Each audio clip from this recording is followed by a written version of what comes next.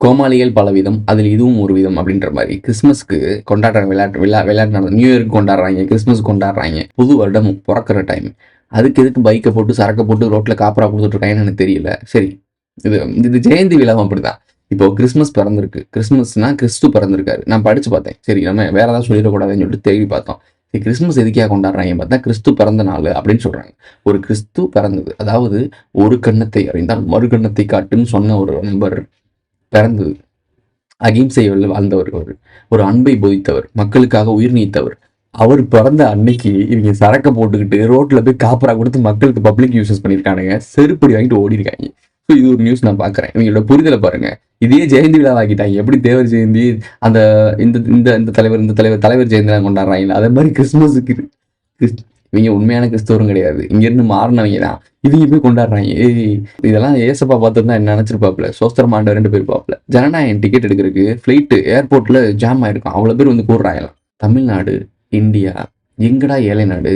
ஜனநாயகனுடைய இந்த audio launch மீட்டிங்க்கு எதுக்குடா எல்லாரும் போறீங்க? எனக்கு புரியல. ஃபிளைட் டிக்கெட்லாம் குண்டாங்குறையா இருக்கும். இப்போ நான் ஊர்ல இருந்து வந்தப்போ கேப் புக் பண்ணி வந்தோம். ஏன்னா சரி பையனை கூட்டி வரதுக்கு வர முடியாதுன்ற கேப் புக் பண்ணோம். அதுக்கே கிட்டத்தட்ட 8000 செலவாச்சு. அப் அண்ட் டவுனுக்கு 8000 செலவாச்சு. அதாவது ஒரு டைம் போயிட்டு வரதுக்கு 8000, இன்னொரு டைம் போயிட்டு வரதுக்கு 8000. இது எனக்கு பார்க்கும்போது என்னோட இவ்வளோ அமௌண்ட் செலவாகுது அப்படின்னு நான் யோசித்தேன்.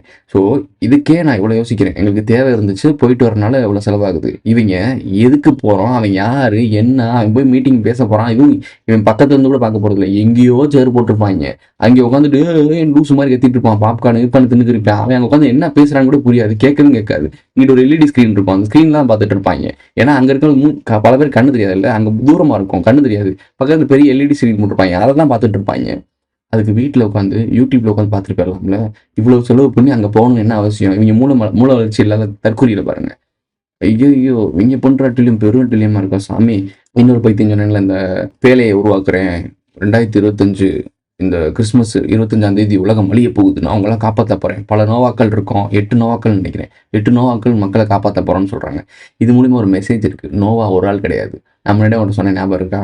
சீனாவில் ஒரு கதை இருக்கு, கிரேக்கத்தில் ஒரு கதை இருக்கு, தமிழ்ல அதாவது இந்தியாவில் ஒரு கதை இருக்கு, மனு கதை.